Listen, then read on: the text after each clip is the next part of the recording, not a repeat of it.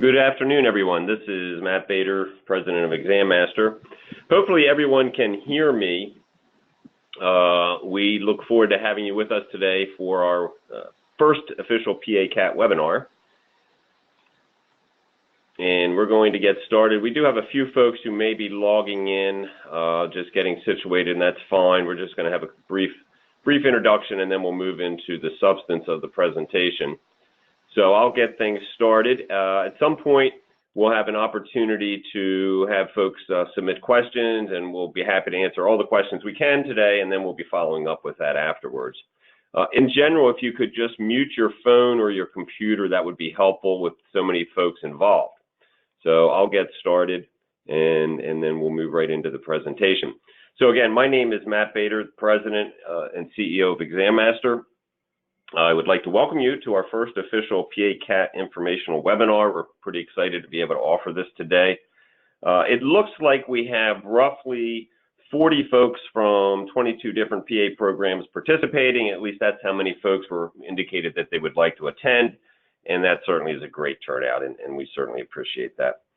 Today's webinar will be presented by Scott Massey, most or many of you know, who is the Program Director at Central Michigan University, and Johnna, Yealy, who many of you probably know also, who is the founding program director at the University of Tampa, their new physician medicine program. So Scott and Johnna have been really our two principal investigators for the PA-CAT research project.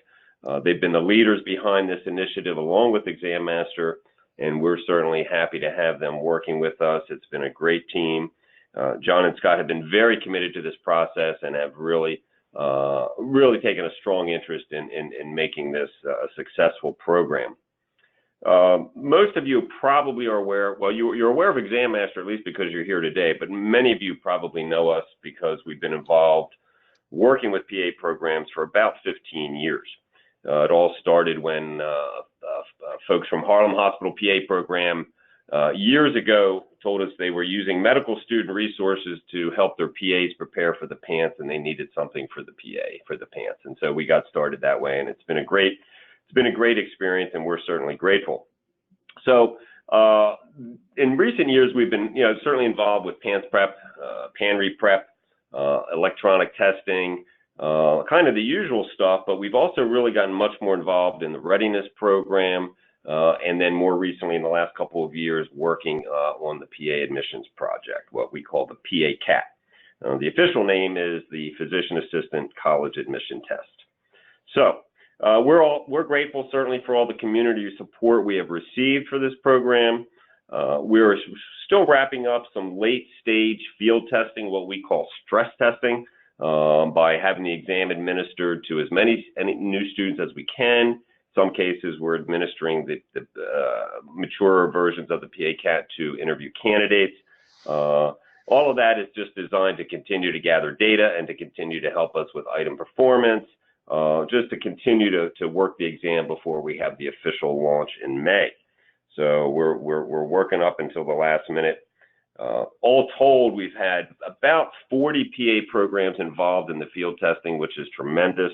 And that's included about 1,700 examinees, if you can imagine. That's been a tremendous level of effort, and it has really helped us to stress test the exam and iterate and really move forward. So it's been good. It's been busy. We're grateful. This is really about the PA community, not just us. It's something that's important. A lot of folks have told us it's important, so we're doing our best to provide something that will be of real value and that incorporates the needs of as wide variety of programs as possible. Just a couple of housekeeping issues. This is our first official webinar, so things may not be exactly perfect. A couple of hiccups could occur. We certainly apologize for that. It will be a learning experience for us as well as hopefully for you. Secondly, with so many folks participating, we thought it probably makes sense to have folks just be on mute. That'll eliminate the dog barking syndrome and other things that happen during these kinds of webinars that we experience so much. So if just staying on mute would be a big help for us. Scott and Johnna will be, you'll be able to hear them, of course. And then finally, there will be undoubtedly a lot of questions. Most of you probably know that we have already launched our PACAT website. We have some informational resources there that you can look up, program facts, applicant facts, a number of different kinds of information. But at the end of this presentation, what we're going to do is give you an opportunity to submit questions, and then we'll answer as many as we can today, Scott, Johnna, or myself, and then we'll certainly follow up with a summary of kind of what was discussed and the kinds of questions people were asking about, so that everybody can kind of be informed. So that's our goal, and certainly we we appreciate everyone's involvement. Scott and Johnna, can you hear me okay? Yes. Okay, great. So what I'd like to do is, and Johnna, how about you? I can hear you, yes. Okay, great.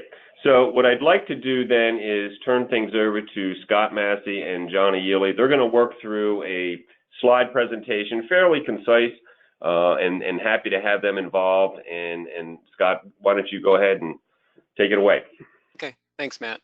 So first slide, next slide, please. Okay.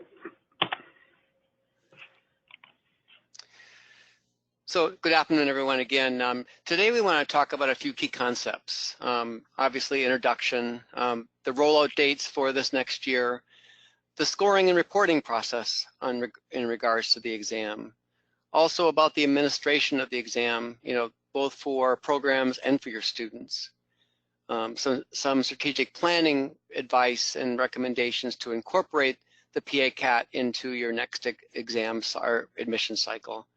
Also, talking about approval at the institutional level, which oftentimes can be a little bit dicey for some folks. And then considerations for your website, fair practices, making sure that you're following that, and adoption of the exam. I'd be talking about as well the assessment considerations for programs that use the PACAT, and of course at the end, like we mentioned, Q&A. I'll start off with this, and I'll hand it off to Johnna. We're not going to read our bios to you, but I'm going to say on a personal level that being involved with this project has been extremely gratifying. Actually, one of the most enjoyable experiences of my career. From the ground up, involving with R&D of a product, which really started as an inspiration, and now has moved all the way through. And I'm going to give kudos to Exam Master and Matt and his team for having the PA community so involved with such an important project. So, Johnna? Hey, thank you. So I am Johnna Yealy. You can see my bio there. I was just struck by the fact that this picture that's on the bio was probably taken about the same time that I got a call from Jim and Exam Master to discuss this concept. And the reason he had called me is because my dissertation work, one of the recommendations was to have a basic science admissions exam that would be helpful for admission committees as an additional cognitive variable to look at. And we're going to talk about some of the reasons why as we go through this presentation.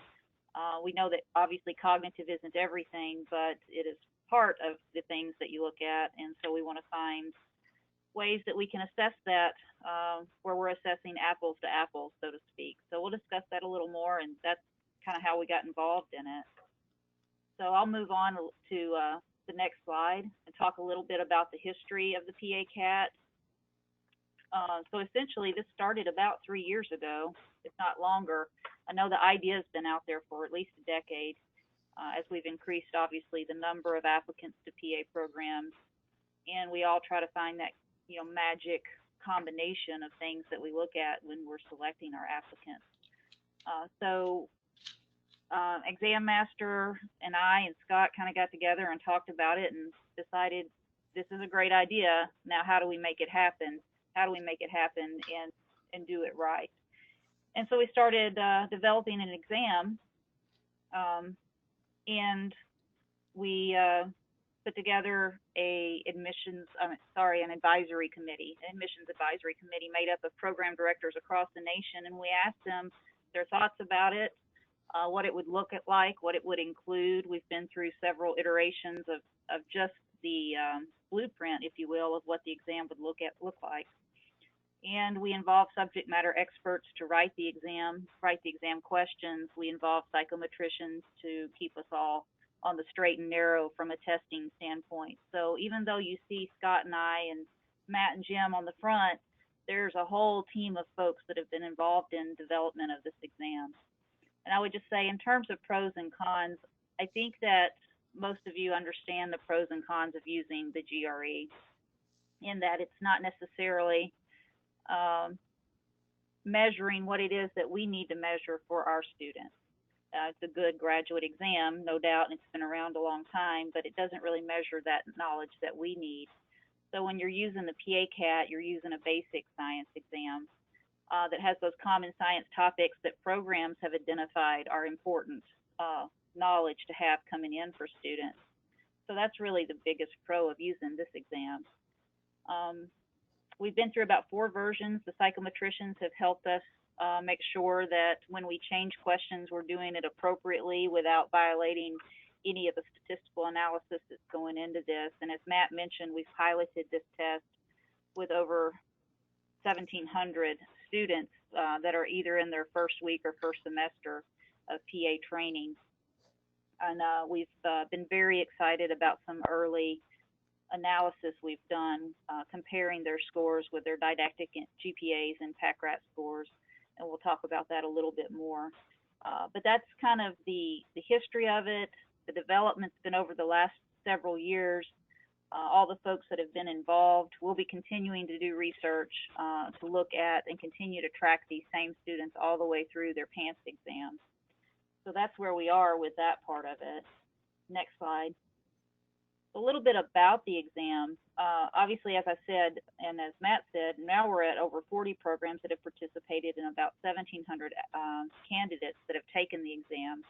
We're on version 3.1. And as I said, the psychometricians along the way have helped us determine exactly how many questions we can change per version that would not violate any of the statistical analysis we were doing. So we've got just an amazing exam developed as a result of that. Next slide, please. So it's a 240-item assessment featuring a single best answer multiple choice. It is weighted most heavily in anatomy and physiology because that is the two, or are the two prerequisites that essentially every, if not every program requires. All the exam questions are written at the college level, not at undergraduate college level, obviously, introductory to intermediate level of difficulty, and they're mapped back to Bloom's taxonomy. And you can see all of that on the website, that information. Next slide. In terms of the topics that we're covering, again, the advisory committee were the first folks that helped us identify the topic areas, and then we looked at some published research on PA program prerequisites, and then we did our own research and essentially went into the PA program websites and looked at the prerequisites to identify those areas that programs tell us are important for students to have coming in. So the subjects covered on the PA-CAT are anatomy, physiology, general biology, general and organic chemistry, biochemistry, microbiology, and behavioral health, genetics, and statistics. So not every program is going to require all of that information, but to make an exam that's applicable to the most programs, those are the sciences that are included. And of course, when you get the score report, you can see some of the individual scores on those different topic areas and pinpoint those that are most important to you or your program. So I'm going to turn it over to Scott to talk a little bit about how you could use these scores as your admissions committees convene. Okay, thanks, Johnna. So the PA-CAT, I mean, it's designed to be part of a holistic admissions process. So let's define a few ways that you could use this exam. First of all of you have your own scoring system and you have your own weighting system, being it GPA, healthcare experience, interview, whatever you use. So a few things that can be done is that it can be used to help identify candidates suitable for interviews. So if you look at the vast pool of applicants, many of which can be very similar to each other, that might be one way of paring down the large group. Secondly, it can be used to select among very similarly qualified interview candidates. So we have all struggled with, the mass number of 3.5 GPAs with 1,000 hours of healthcare experience, and is there anything we can look at that can help to discriminate? And this may be something that will help with that.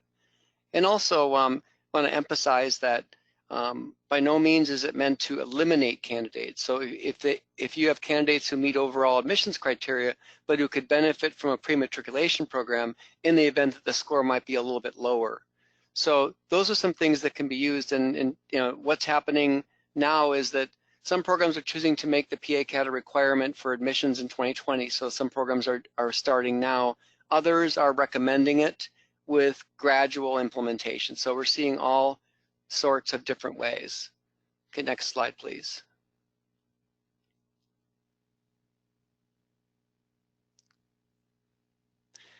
So just a little bit about the assessment considerations regarding the exam. First of all, from a descriptive statistic viewpoint, I mean, you can look at, the relationship between PA-CAT scores numerically and the outcomes in the PA program. But you can also use something like simple correlation between the PA-CAT and the first-year PACRAT, for example. So far, we've had very promising results in regards to some of these items from our research project. Looking at correlation between the PA-CAT and PA program academic GPA. Let me just tell you that we're looking at 4 research articles being published from this project, the first of which will be released in the International Journal of Allied Health Practice in January. We will be releasing some data about the PA-CAT and PA program academic GPA and PACRAT fairly soon on ResearchGate. Also can look at the second-year formative and summative exams such as end-of-rotation exams, PACRAT exams, and your own program-specific summative exam. But it's very important to realize that these insights from your own individual programs need to take time. So it might be that it takes 1, 2, 3 classes to really see the trends. And at the organic level, I mean, all of you use, or many of you use PACRAT for these purposes, or end-of-rotation exams for these purposes. Much like this, it'll take time to be able to determine that. So the key thing is longitudinal analysis to see, what kind of decision-making you want to use based upon the exam. Next slide, please, Matt. All right, so in terms of rollout timeline, ta-da, we've rolled it out.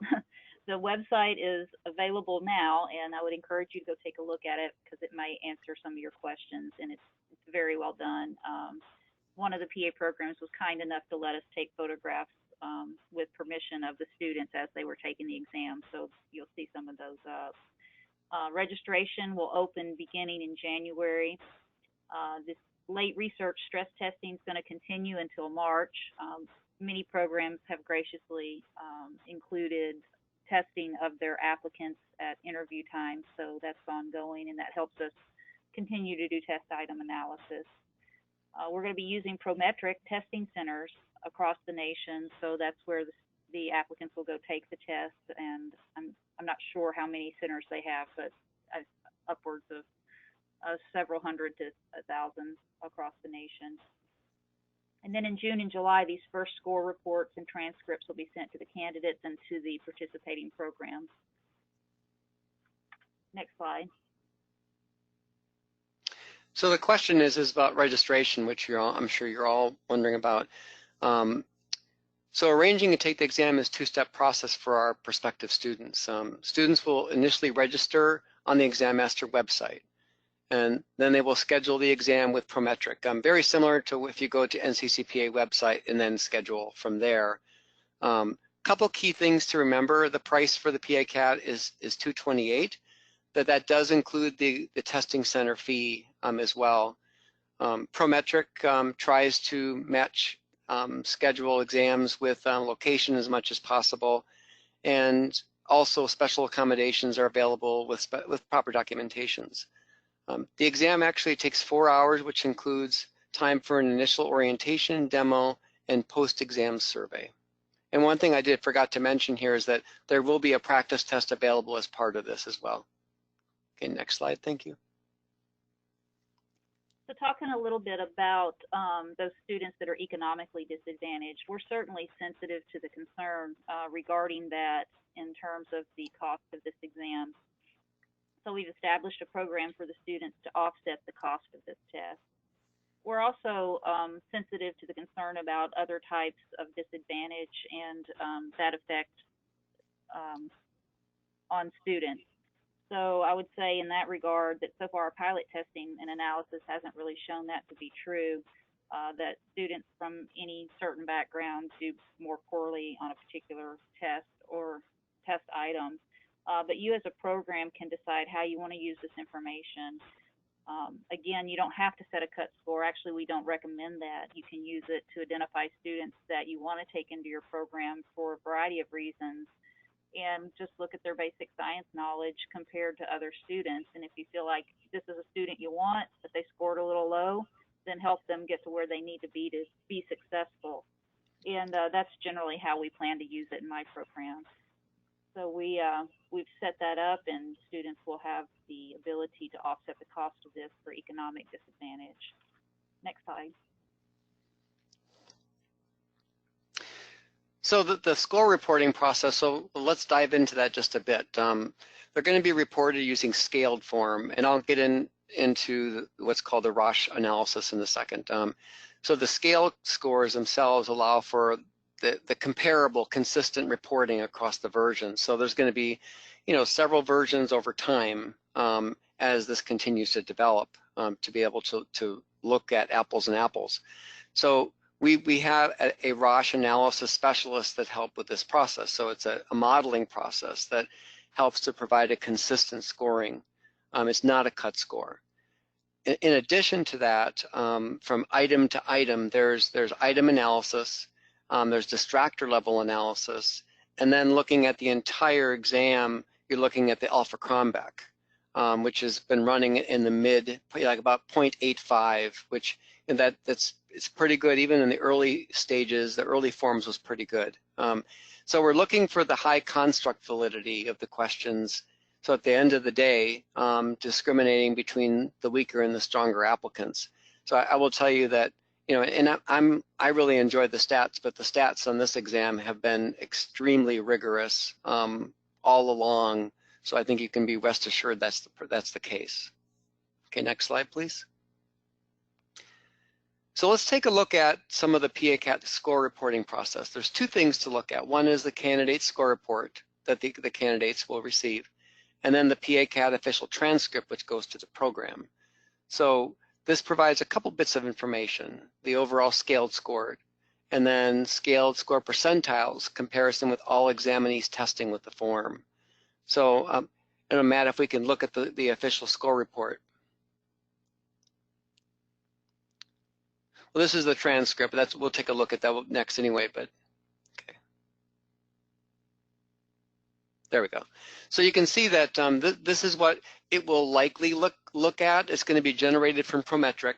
So you can see that the score report with the test, the test date, the individual's name. It's not phoneme, laname, but you can see that the scaled score for an A&P, biology, chemistry, and composite will be displayed.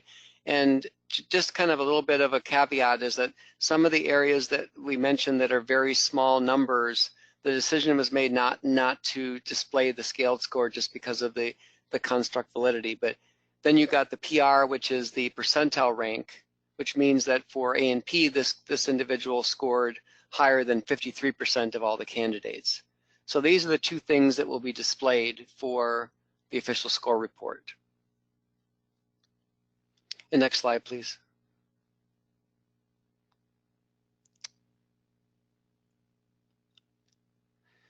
So the official transcript goes to the program, and so some people have asked, what happens if you take it multiple times? Well, you can see the multiple administrations, and when somebody takes it more than once, it'll be up to the program about how long in between administrations you'll require. But let's just take a look at an example of, say, one student who took it several times, who decided they really loved the exam and they wanted to take it multiple times. So you can see that the program would receive something along these lines, the test date of when that person took it. This person really liked it, so they took it in November, May, January. Wow. And then you can see the scores over time and the same, the scaled scores as well as the composite, the same as the individual score report.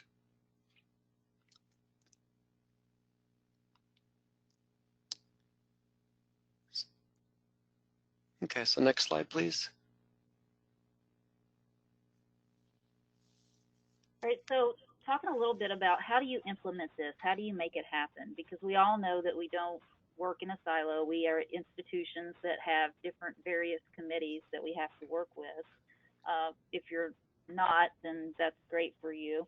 But I know for myself and my program, any changes to admissions standards has to go through a graduate council, an admissions committee, and a faculty and senate committee. So it's not something that can be done obviously overnight.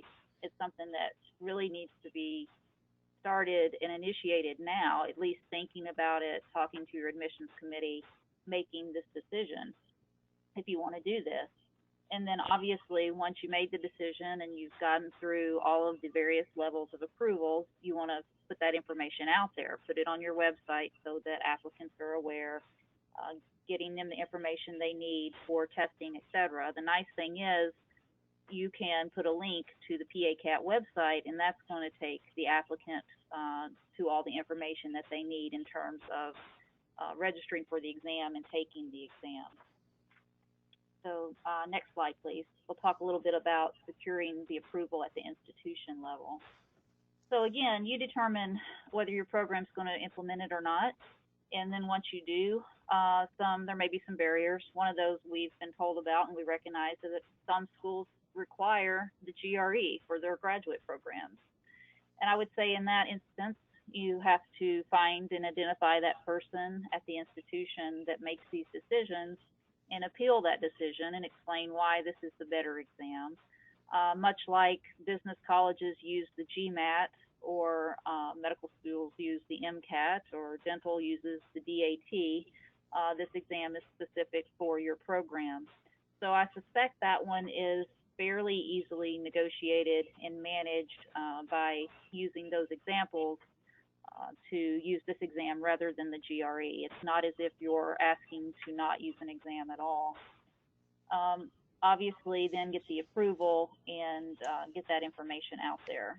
Next slide, please. So I'll say, right off the bat, I've never been an ARCPA site visitor or commissioner, so this information I'm giving you is simply from experience and logic and reading through the standards. But we all know that the A standards 3.1 through 3.16 speak to fair practices and considerations. So yes, if you make this change in your admissions process, according to the accreditors, and rightly so, you need to inform applicants through your website, your brochures, and in other ways. I've never seen a time limit on this standard, so I assume as long as you're not doing it mid-cycle and changing up the admissions practices or requirements for a group that are applying for the same cohort of admission, then doing this in the spring for admissions in 2021 is perfectly acceptable. Again, A314 says you need to make clear decisions that are defined and published. So if you're using the PACAT or the GRE in your admissions decision making, then you should be informing students of how that information is being used. The other thing I would caution, as well as standard A 3.13 that talks about favoring specific individuals or groups. If you favor an individual because their PACAT or their GPA is higher, then that's something that you need to obviously make students aware of. So in terms of fair practices, those are the things that I would say about that. Next slide, please. So some of the resources that are available for the candidates on the website is an exam blueprint, a study guide, some practice questions, and practice tests, and then facts. There's all the information they need to register and take the exam. And then for programs as well, there's the exam blueprint, information guide, and some facts that hopefully we'll answer all your questions, but at least most of your questions, and you can obviously always reach out to us as well. Next slide, please. And here's a beautiful picture of the front of the website coming up that we're really, really excited and proud of. So I would invite you to please check that out. And I think we have met our goal of introducing the information within half an hour and then opening up for questions. Thanks, Johnna and Scott. This is Matt again with Exam Master. Appreciate the information and the concise and the good delivery. That was really helpful. I just wanted to follow up with just a couple of quick comments, and then we'll open up to some questions. First of all, it bears mentioning that the research program was community supported, community facilitated, but we in fact did have to test the PA-CAT on new PA students, not applicants. There was just no way we could do it in any other practical way. Getting IRB approvals, there was just no practical way to do it. So the best thing that we decided was, let's assess this exam. Let's use this exam on new students before they really engage with the curriculum. That's the best way we could do it. So the reality is that once the exam becomes commercial, there will be rich opportunities to conduct research, to track things longitudinally. We really can't make certain things apparent until we really get it out there and have many applicants taking the exam. And then over time, we will be able to determine, its performance. So that's just one thing I wanted to put out there. Secondly, we do care about the economically disadvantaged issue. And so we want to put a program together that's fair and reasonable and manageable. And we'd like to get the community involved in helping us figure out the best way to do that.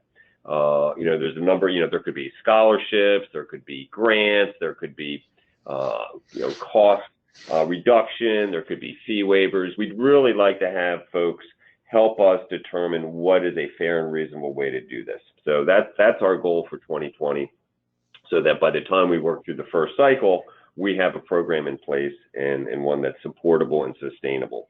So I did want to mention that as well. The issue also of, in terms of the impact of a standardized exam on particular population groups, that again will take time to demonstrate. It was certainly one of the factors that we looked at in the research phase, but the research phase again involved new students. The research phase involved quite a few students, but still not a national cohort. So that is another thing that we're certainly cognizant of, but it will take time for us to show that so that we can be alert and we can be sensitive and do our best to make sure that we have as neutral of a standardized exam as we can possibly have. So I just wanted to sort of mention those items there. And as John had mentioned, we are still stress testing, and probably for another 2 months. We figure, the more the better in a sense, testing the latest versions of the exam. And so we're grateful for those schools that are still participating in that side of the project. So if anyone has a question, I guess you could type in the chat, and we have a question that has already come up. What have you done to mitigate bias in the exam? And that relates to, I think, what I was just saying. Scott, would you like to talk about that? I think what you mentioned, I mean, we're continuing to, we compare the populations to see if there's any differences in the students' outcomes. But it's gonna take time to be able to determine that. I mean through our psychometrician, for example, they're trying to look at individual questions to see if there's any significant difference between the different ethnic groups in terms of the performance. So there's no exact answer for that. It's going to take time, but the efforts are there to try to achieve that. Thanks, Scott. The second question is, will this be integrated into CASPA? And the short answer is yes. We fully intend to have this integrated within the CASPA system. An applicant will go to CASPA to do their normal, submit their normal application process. The PA-CAT would be listed in there as an option depending on what the program requires or recommends. So the answer to that question is yes.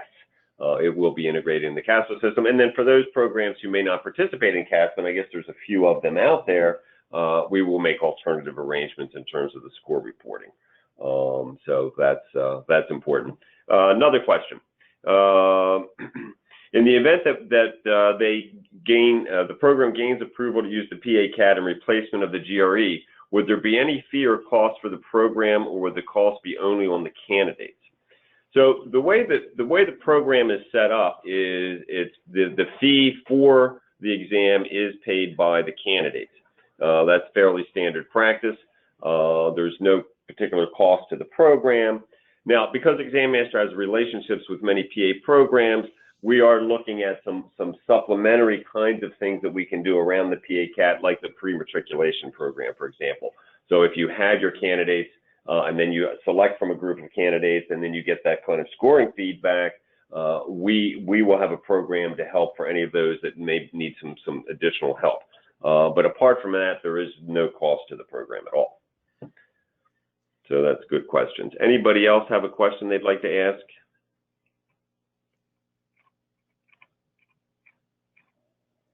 Okay, here's another one. If an applicant takes the PA-CAT and the program does not participate, can the applicant still have the results sent to the program? So what we foresee is that there will be students, as we know, apply to multiple programs.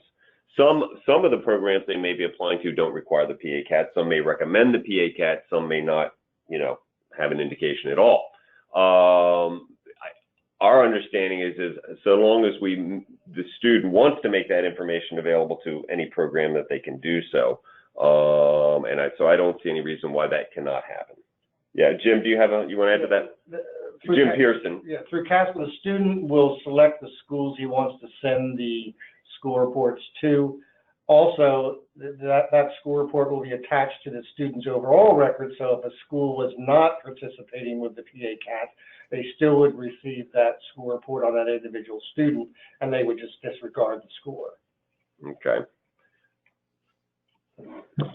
Next question. And these are great questions, how are the applicant scores compared for percentiles, by test date or overall? That's another good question. So essentially what we have to do, and I'm not the psychometrician, but I can, at a high level, I think I can explain this. Or maybe Scott or Johnna, do you want to take a stab at that? I'll take a stab.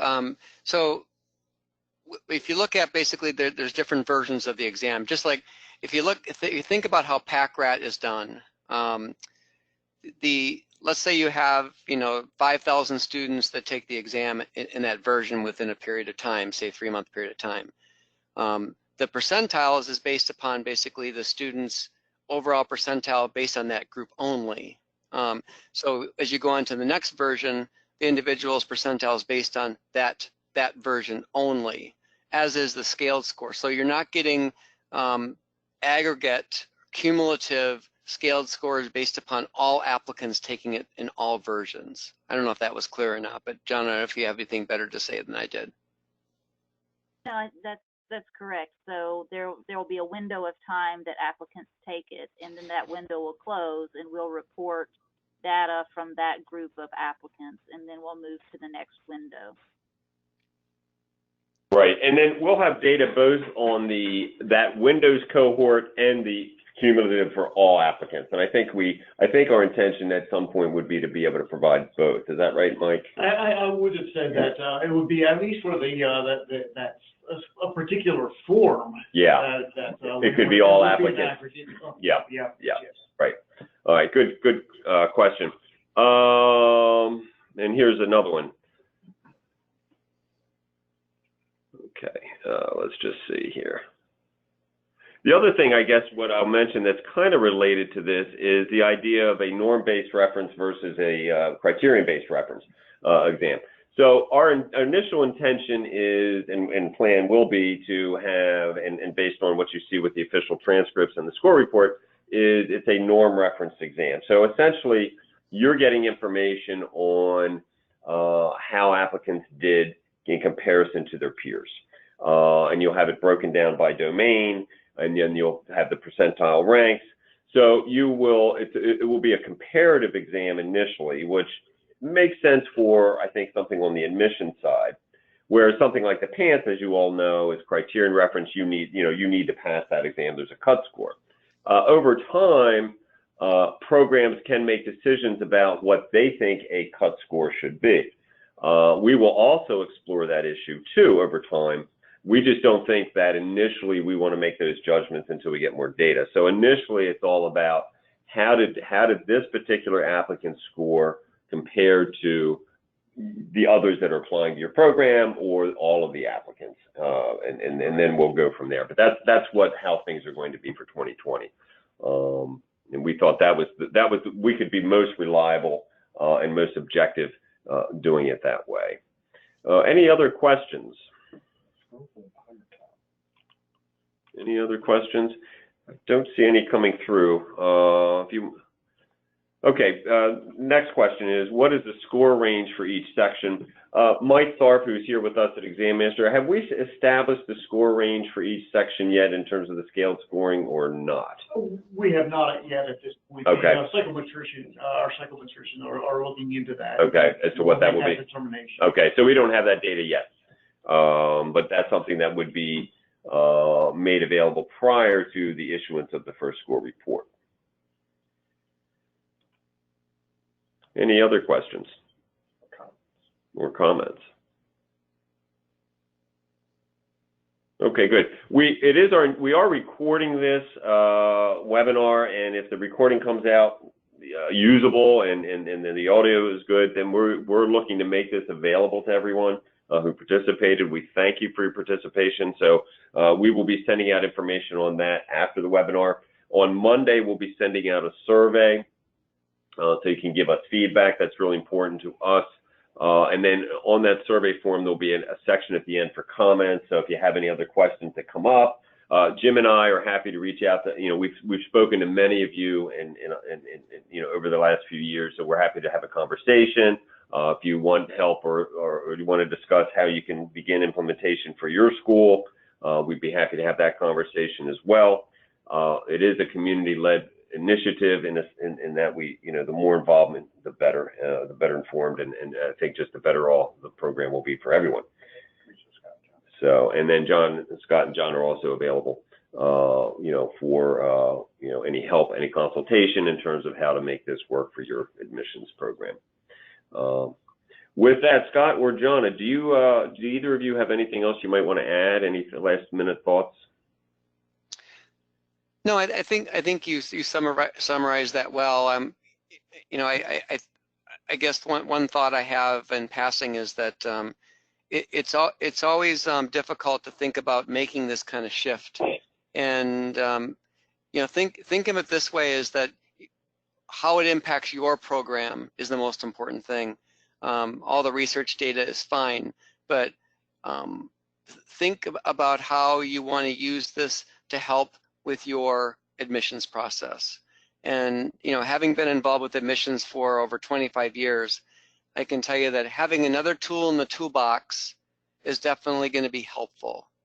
And no test is going to be the end all, but it's one more tool in your toolbox. Thanks, Scott. John, anything from you? Yeah, I think Scott said it perfectly. It is, how you use this test is entirely up to you and your program. We're not trying to tell you how to use the exam. We're just offering to you a really well done basic science exam based on those prerequisite science courses and knowledge that PA programs have identified are important to them. So we're just really excited about it and happy to offer it. Great, thanks. I think one of the challenges that we hear most, and we've spoken to so many people about this over the course of this exam development, is a couple things. It's really hard to compare GPAs among different programs because there's so much variability. It's difficult to evaluate students' prerequisite course load and how that has gone. And it is difficult when you have a group of candidates, and you're trying to determine that, they're all similarly qualified. They all have their 500 hours. They all have, 3.75 GPAs. They're all, the top of their class. They're all smart kids. And trying to evaluate which ones do you think are going to be most successful It's not easy to do, and certainly the GRE has not been that helpful because it's not really targeted to the PA profession. So those are the kinds of things we hear folks telling us, not to mention just the volume that you're dealing with in terms of the number of applications. You know, it's tremendous. Even with the growth of the PA schools, it's still tremendous. So all of these things have come up. A couple folks are telling us they think they're happy to be involved in this project. They think it's a good thing. We certainly appreciate that positive feedback, and we want to continue to make this a community-involved effort. And with that, I think we'll close. We'll be following up with all of you, and feel free to follow up with us. I want to thank Scott and Johnna for all their hard work. We really, really appreciate that. You know, we'll be in touch with everyone. And I also want to wish everyone a happy holiday as well. I know that we have the holidays fast upon us. So thanks very much, everyone, and have a great day.